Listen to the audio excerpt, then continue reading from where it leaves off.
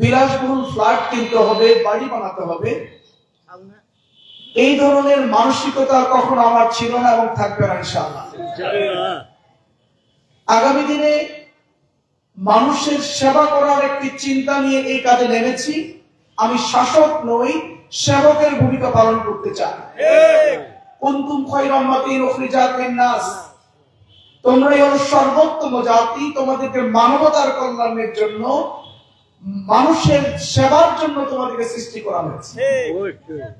আমি সেই স্পিরিট থেকে, সেই চিন্তা থেকে আগামী দিনে মানবতার সেবার জন্য, মানুষের কল্যাণের জন্য আমি রাজনীতিতে এসেছি এবং আগামী দিনে আপনাদের ভোটে নির্বাচিত এমপি হতে চাই।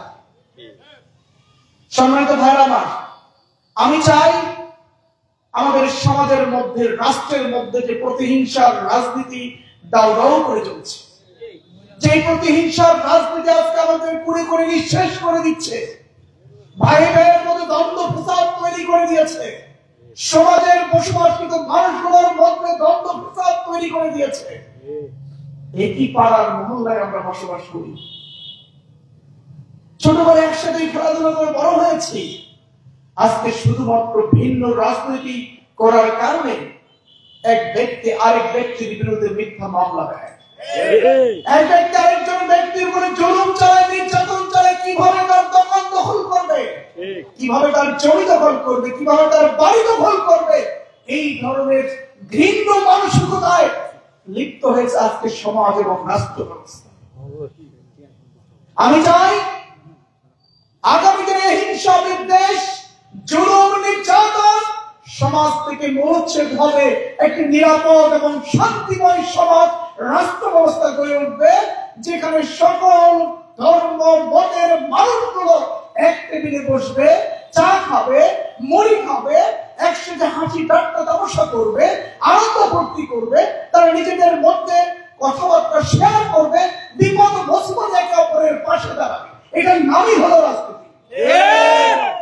রাজনীতি মানুষের উপর জুলুম চালানো নয়, রাজনীতির নাম একজন ব্যক্তির উপরে মিথ্যা মামলা দিয়ে তাকে জেলখানায় ঢুকানোর নাম নয়, রাজনীতির নাম আরেকজন ব্যক্তির কাছে চাঁদা নিয়ে তারপরে জুলুম চালানোর নাম নয়। রাজনীতি হলো মানুষের কল্যাণ, মানুষের সেবা করা, মানুষের উপকারে এগিয়ে যাওয়ার নাম হলো রাজনীতি। আজকে এই রাজনীতিকে আমরা অপরাজনীতিতে পরিণত করেছি।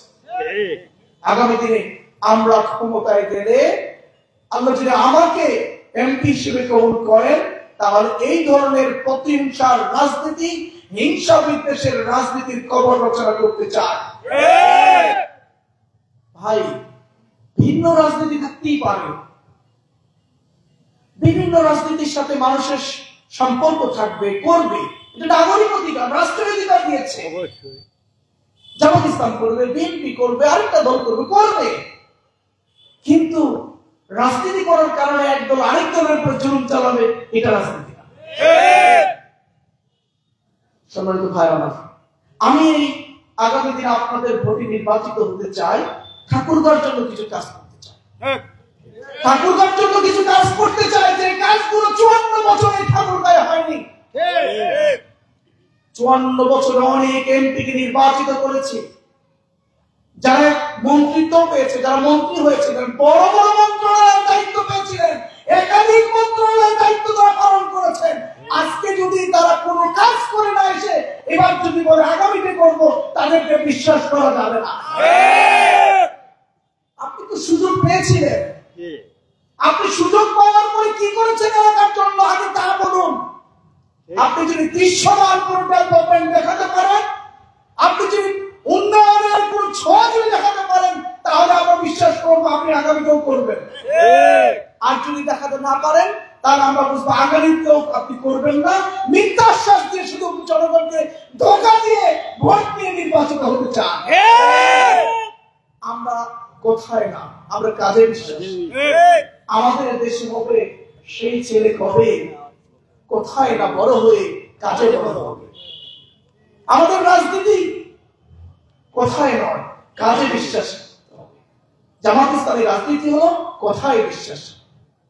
ইনশাআল্লাহ আমি আপনাদেরকে কথা দিচ্ছি, অত্র এলাকার যে রাস্তাঘাটের যে ব্যাপক সমস্যা, আমি এই এক বছরে এই ঠাকুরগাঁও 22টা ইউনিয়নের প্রত্যেকটি প্রান্তরে ঘুরে বেরিয়েছি, প্রত্যন্ত অঞ্চলে গেছি, যে এলাকাগুলোতে এখন পর্যন্ত এই ঠাকুরগাঁও জেলা এবং কেন্দ্রীয় নেতৃবৃন্দ ওই অঞ্চলে এখন পর্যন্ত পৌঁছাতে পারেনি।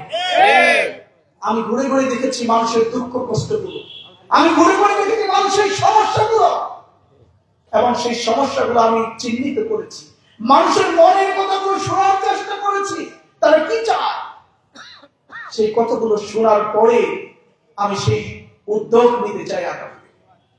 আজকে এই ঠাকুরগাঁও সদরে 2250 কিলোমিটার রাস্তার মধ্যে মাত্র 750 কিলোমিটার রাস্তা, বাকি সব রাস্তা কাঁচা। দীর্ঘ 54 বছরে যারা নির্বাচিত ছিলেন, কেন এই রাস্তাগুলো আপনারা পাকা করেননি? কেন উদ্যোগ গ্রহণ আপনারা করেননি? কেন আপনারা এই ঠাকুরগাঁও একটি বিশ্ববিদ্যালয় নেই? কেন এখানে ইঞ্জিনিয়ারিং কলেজ নেই? এখানে কৃষি কলেজ নেই কেন? এখানে বিমানবন্দর বন্ধ হয়ে আছে কেন? এখানে মেডিকেল কলেজ হাসপাতাল প্রতিষ্ঠিত হয়নি কেন? এর জবাব আপনাদেরকে আগে দিতে হবে, তারপরেই ভোট। বিশ্ববিদ্যালয় আনতে পারলেন না, মেডিকেল কলেজ হাসপাতাল করতে পারলেন না, 17 লক্ষ মানুষের বসবাস এই আমাদের ঠাকুরগাঁও জেলা, একটা মাত্র হাসপাতাল 250 শয্যা বিশিষ্ট, ভালো ট্রিটমেন্টের কোনো ব্যবস্থা নেই। একটু গেলেই রংপুর, দিনাজপুর, আমাদের ঢাকায় চলে যেতে হয়। কয়জন মানুষের সামর্থ্য আছে ঢাকায় গিয়ে ট্রিটমেন্ট করার? হাতে কোনো অল্প কিছু সংখ্যক মানুষের সামর্থ্য আছে ঢাকায় ট্রিটমেন্ট করার। অধিকাংশ মানুষগুলো বিনা ট্রিটমেন্টে ঢুকে ঢুকে মরে যাচ্ছে। আর কিছু সংখ্যক মানুষ যাচ্ছে গরু, ছাগল, ভিটে বাটি বিক্রি করে দিয়ে ঢাকায় ট্রিটমেন্ট করতে যায়, যাদের সাথে সাক্ষাৎ আমার ওই ঢাকায় হয়েছে। তাদের কথাগুলো শোনার পরে মনে হয়েছে, আজকে যদি ঠাকুরগাঁও একটা মেডিকেল কলেজ হাসপাতাল প্রতিষ্ঠিত করা যেত, এখানে আধুনিক ট্রিটমেন্টের সকল আয়োজন যদি থাকতো, তাহলে আমার এলাকার গরিব মানুষেরা ভিটে বাটি জমি জমা গবাদি পশু বিক্রি করে ও ঢাকায় গিয়ে ট্রিটমেন্ট করতে হবে, এত কষ্ট তাদের করতে হবে। তাই আমি চাই আগামী দিনে এই ঠাকুরগাঁও একটি আধুনিক মেডিকেল কলেজ হাসপাতাল প্রতিষ্ঠিত করার স্বপ্ন আমি দেখি। এই স্বপ্ন শুধু দেখি না, ইতিমধ্যে এই স্বপ্ন বাস্তবায়নের কাজ শুরু করেছি। আপনারা দেখেছেন, আমি স্বাস্থ্য উপদেষ্টার সাথে সাক্ষাৎ করেছিলাম। এই ঠাকুরগাঁও কিছু তরুণ যুবকদের সাথে নিয়ে স্মারকলিপি সহ স্বাস্থ্য উপদেষ্টার সাথে সাক্ষাৎ করেছি, স্বাস্থ্য সচিবের সাথে সাক্ষাৎ করেছি, সংশ্লিষ্ট মন্ত্রণালয় ঘুরেছি। আমাদের এখানে একটি আধুনিক মেডিকেল কলেজ হাসপাতাল দিতে হবে। তারা আশ্বস্ত করেছেন ইনশাআল্লাহ হবে। আগামী দিনে এই ঠাকুরগাঁও বিশ্ববিদ্যালয় হবে, ইঞ্জিনিয়ারিং কলেজ হবে, কাজ শুরু করেছি। ইতিমধ্যে এটার অনুমোদন আসছে ইঞ্জিনিয়ারিং কলেজের, খুব শীঘ্রই এটার দৃশ্যমান দেখবেন। আগামী দিনে এখানে কৃষি কলেজ হবে, বন্ধ হয়ে যাওয়া বিমানবন্দর চালু হবে ইনশাআল্লাহ। এই বিমানবন্দর যদি চালু হয়, তাহলে দেখবেন ঠাকুরগাঁও হবে ব্যবসায়ের দিক থেকে আঞ্চলিক হাব। অনেক রিসোর্স আছে ঠাকুরগাঁও, অনেক সম্পদ আছে ঠাকুরগাঁও। শুধু বড় বড় ব্যবসায়ীদেরকে এখানে আনতে হবে, তাদেরকে দেখাতে হবে যে তোমরা এখানে ইনভেস্ট করো, শিল্প কারখানা গড়ে তোলো, দেখবো তোমরা লাভবান হবে, আমাদের এই ঠাকুরগাঁও এগিয়ে যাবে। এর জন্য প্রয়োজন বিমানবন্দর। দুর্ভাগ্যজনক, আজকে যারা ভোট চাইতে আসবেন তারা এক সময় এই দায়িত্ব পালন করেছিলেন, কিন্তু বিমানবন্দর আপনারা চালু করেননি। এখন আমি এই দাবি নিয়ে কাজ করছি, এটা নিয়ে আমি অগ্রসর হয়েছি। এখন তারাও বলতেছে বিমানবন্দর চাই। এতদিন চাননি কেন? ক্ষমতা তো আপনাদের হাতে ছিল, আর দায়িত্ব তো আপনারাও পেয়েছিলেন, দেন করেননি, মানে আপনাদের ইচ্ছা ছিল না, আপনারা করতে চান না। এখন চাপের মধ্যে পড়ে এটা চাচ্ছেন। এই কথা মানুষ আর বিশ্বাস করবে না। আগামী দিনে ঠাকুর ইপিজেড হবে। ইপিজেডের জন্য আমরা আওয়াজ তুলেছি, ভয়েস রেজ করেছি, ইপিজেড হবে। এই ইপিজেড যদি একবার হয়, তাহলে আমাদের এই ঠাকুরগাঁও অসংখ্য বেকার যুবক যুবতীদের কর্মসংস্থানের ব্যবস্থা হবে। ইপিজেডের শিল্প কারখানা যদি প্রতিষ্ঠিত করা যায়, এখানে একদিকে যেভাবে আমার কৃষকরা উৎপাদিত পণ্যের ন্যায্য মূল্য পাবে, অপরদিকে এই ঠাকুরগাঁও অসংখ্য বেকার যুবক যুবতীদের কর্মসংস্থানের ব্যবস্থা হবে এই শিল্প কারখানাগুলো। আপনি চান? ইনশাআল্লাহ হবে, ইনশাআল্লাহ হবে। শুনেন, আমাদের আমির জামাত বলেছেন দুর্নীতিমুক্ত বাংলাদেশ করতে চায়। আমার যে সকল এমপিরা জনগণের ভোটে নির্বাচিত হবেন, রাষ্ট্রের পক্ষ থেকে বরাদ্দকৃত সম্পদ জনগণের কাছে সুষ্ঠু বন্টনের পরে হিসাব দিতে হবে জনগণের সামনে। আমরা 1 কোটি টাকা পেয়েছিলাম, 1 কোটি টাকা এলাকার বরাদ্দ দিয়েছি। আপনাদের কোনো অভিযোগ থাকলে আমাকে বলেন, আমি শুনতে রাজি আছি।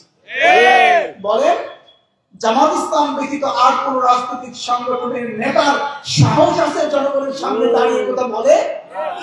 আমরা বলতে পারব। আমাদের মধ্যে সেই ধরনের স্বচ্ছতা এবং জবাবদিহিতা আমাদের মধ্যে রয়েছে।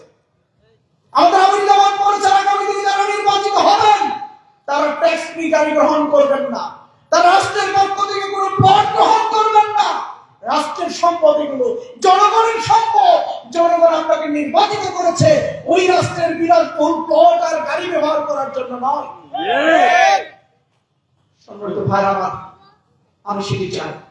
যদি আমরা দুর্নীতিমুক্ত বাংলাদেশ করতে পারি, অবশ্যই এর ছোঁয়া বাংলাদেশের প্রত্যেকটি প্রান্তরে লাগবে।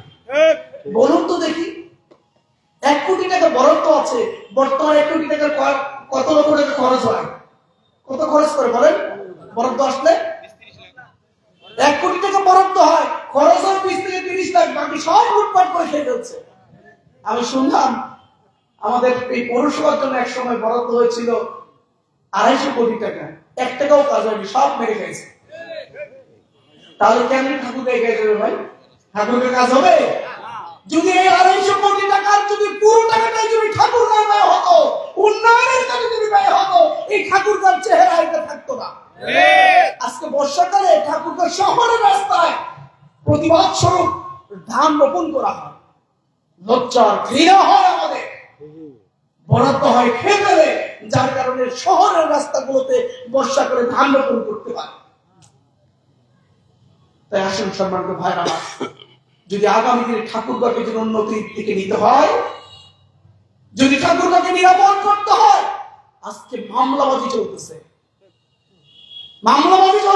একজন ব্যক্তির উপরে আমার আক্রোশ আছে, আরেকজন ব্যক্তির কাছে টাকা আছে, তার কাছ থেকে টাকা নিতে হয় মামলার ভয়। ভাই, এত টাকা লাগবে, না হলে কিন্তু মামলা একটা দিয়ে দিব। এইভাবেই মানুষকে হুমকি ধমকি দিয়ে তাদের কাছ থেকে টাকা ছিনতাই করা হচ্ছে, জোরপূর্বক জমি দখল করা হচ্ছে। আমরা এই ধরনের সিচুয়েশন আর দেখতে চাই না। আমরা নিরাপদে থাকতে চাই, আমরা শান্তিতে থাকতে চাই, শান্তিতে ঘুমাতে চাই। দীর্ঘ 17 বছর ঘুমাতে পারিনি শান্তিতে। রাতের বেলা ওই গাছতলা বাগানের মধ্যে ঘুমিয়েছি।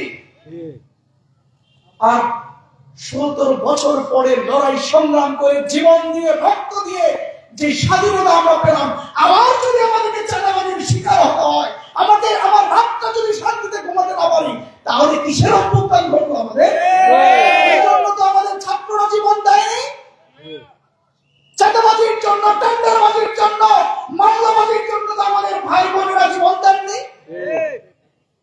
সুতরাং আমরা আগামী দিনে আমরা চাঁদাবাজকে প্রত্যাখ্যান করতে চাই, টেন্ডারবাজ থেকে আমরা প্রত্যাখ্যান করতে চাই। আমরা চাই নিরাপত্তা, আমরা চাই শান্তি, আমরা চাই সম্প্রীতি।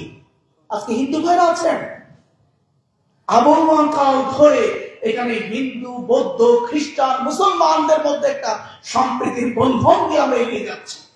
কিন্তু একটা কুচক্রী মহল সব সময় তারা নিজেরাই কিছু অপ্রীতিকর ঘটনা ঘটিয়ে জামাতের উপরে চাপিয়ে দিয়ে তারা ভোটের রাজনীতি করতে চায়। আজকে জামাত ইসলামী ক্ষমতায় গেলে হিন্দু থাকবে না, মন্দির থাকবে না, পূজা থাকবে না, মিথ্যে কথা। শুধু ভোট পাওয়ার আশায় ওই হিন্দুদের ভোট নিয়ে 17 বছর একটা দল হিন্দুদেরকে ভোট ব্যাংক বানিয়ে তাদেরকে মিথ্যা আশ্বাস দিয়ে তাদের কাছে ভোট নিয়ে তাদেরকে ধোঁকা দিয়েছে।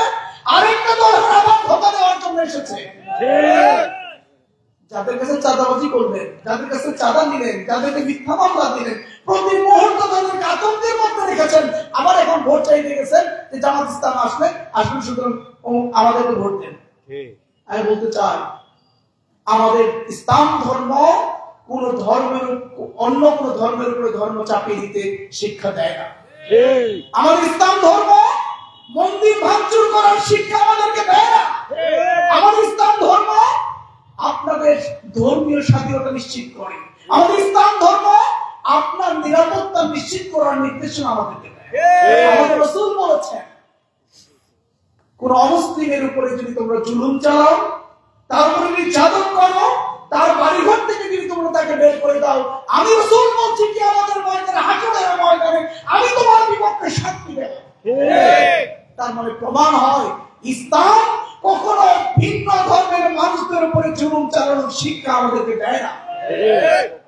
54 বছরের ইতিহাসে জামাত ইসলাম দ্বারা কখনো আপনারা নির্যাতিত হয়েছেন, আপনার জুলুমের শিকার হয়েছেন, আপনার মন্দির ভাঙচুর করেছে, আপনাকে পূজা অর্চনা করতে দেয় নাই, এই ইতিহাস জামাত ইসলামের সাথে সম্পৃক্ত নয়। বরঞ্চ আমরা আপনাদের মন্দির পাহারা দিয়েছি, আপনাদের বাসাবাড়ি পাহারা দিয়েছি, প্রয়োজনে বিপদ ও মুসিবতে আমরা আপনাদের পাশেই দাঁড়িয়েছি। ওই পঞ্চগড়ে দেবীগঞ্জের পানিতে ডুবে যখন প্রায় 80 জন ভাই এবং বোন যখন ইন্তেকাল করলো, কোথায় ছিল আওয়ামী লীগ, কোথায় ছিল বিএনপি? 100-র বেশি মামলা মাথায় নিয়ে, গ্রেপ্তারির মাথায় নিয়ে আমাদের আমিরে জামাত ছুটে এসেছিলেন এই পঞ্চগড়ে ওই হিন্দু ভাইদের পাশে দাঁড়ানোর জন্য। তাকে বলা হয়েছিল, আমিরে জামাত ডাক্তার শফিকুর রহমান, আপনি যাবেন না, আপনি গেলে আপনাকে গ্রেপ্তার করবে, আপনার নামে মামলা আছে, গ্রেপ্তারি পরোয়ানা আছে, আপনি গেলেই গ্রেপ্তার করবে। তিনি বলেছেন, আমাদের ভাইরা হয় বিপদগ্রস্ত, তারা স্বজন হারিয়েছে, এই স্বজন হারানো মানুষের পাশে দাঁড়ানো আমার দায়িত্ব। এই দায়িত্ব পালন করতে গিয়ে যদি আমাকে গ্রেপ্তার হতে হয়, এই ধরনের শতবার গ্রেপ্তার হওয়ার জন্য আমি রাজি আছি। এই জন্য ভাইরা আমার, আমরা সবসময় আপনাদের পাশে ছিলাম, আপনাদের সহযোগিতায় আমরা ছিলাম। তাই আসুন আগামী দিন আমরা সবাই মিলে আমাদের এই ঠাকুরগাঁকে গড়ে তুলি, সবাই মিলে কাঁধে কাঁধ মিলিয়ে ঠাকুরগাঁর নিরাপত্তা নিশ্চিত করি, ঠাকুরগাঁও উন্নয়নের কাজ করি। কারো কোথায় ধোঁকাবাজির শিকার হবেন না। প্রত্যেকটা পাড়ায়, মহল্লায়, প্রত্যেকটা ভোট সেন্টার এখন থেকে খেয়াল করবেন, শক্ত অবস্থান তৈরি করতে হবে, কোনোভাবেই যেন কোনো ভোট ছিনতাইকারী আসতে না পারে, কোন সন্ত্রাসী ব্যালট বাক্স ছিনতাই করার জন্য, ভোট কেন্দ্র দখল করার জন্য যেন কোনো সাহস না পায়, এজন্য আমাদের উদ্যোগ দিতে হবে। যদি একবার সাহসিকতার সাথে আমরা দাঁড়িয়ে যাই, দেখবেন সবাই, সব সন্ত্রাসীরা লেপ বুঝিয়ে পালিয়ে যাবে। সবাইকে আন্তরিকভাবে ধন্যবাদ জানিয়ে, কষ্ট করে এসেছে আপনাদের ধন্যবাদের কথা শেষ করছি। আসসালামু আলাইকুম।